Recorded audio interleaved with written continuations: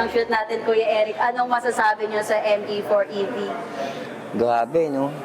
Yung mga binanggit mo nga kanina, tsaka yung mga nakita ng dalawang mata ko, talagang nakita ko yung pagka-high quality nitong electric vehicle na tinatawag nga natin. Kung talagang hanap mo kayang-kaya kang dalhin nga sa probinsya, ito na yung sinasabi ko sa inyo na MG4 electric vehicle. High-tech, talagang napakaganda. First time natin makakita ng mga ganitong electric vehicle na sulit na sulit. Kitang-kita mo naman pati sa loob, no?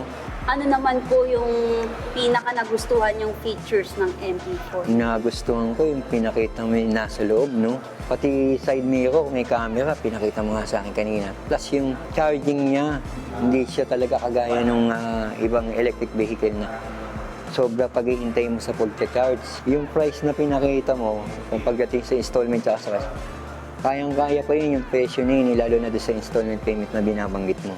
Talagang komportable ka kahit dalhin mo pa yung pamilya mo, isakay mo. Kung ako kung akong pipili ng mga electric vehicle, isa na si MG na pwede nating ipagmalaki o gawing reference para makita natin yung mga high quality na electric vehicle.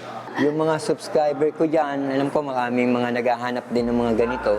Si MG sa Congressional Avenue dito na isa sa pwede nyo maging reference sa paghahanap ng mga malulupit na electric vehicle kagaya ni MG po na nakita natin 2024 model. Ganda, kahit ako, na-inspire ako na humanga ako doon sa unit, napakaganda. So, ayun sa mga gusto mag-inquire about sa MG4EV or pati na rin sa aming MG Marvel R, pwede nyo kaming makontak sa number na makikita nyo sa screen. Ayan, and pwede rin kayo mag-test drive, pwede kayong pumunta sa MG Congressional at MG Libis at makikita nyo yung address na nasa screen ninyo. At pag nag-test drive kayo, meron kaming mga surprises sa inyo. And again, this is Grace and si Kuya Eric. TMP. Yung mga hindi pa nakasubscribe at yung mga naghahanap ng mga malulupit na electric vehicle, eto na, inumpisahan na nating hanapin yung mga malulupit na electric vehicle dito sa Metro Manila pa lang yan. Punta na kayo sa MG Congressional Avenue.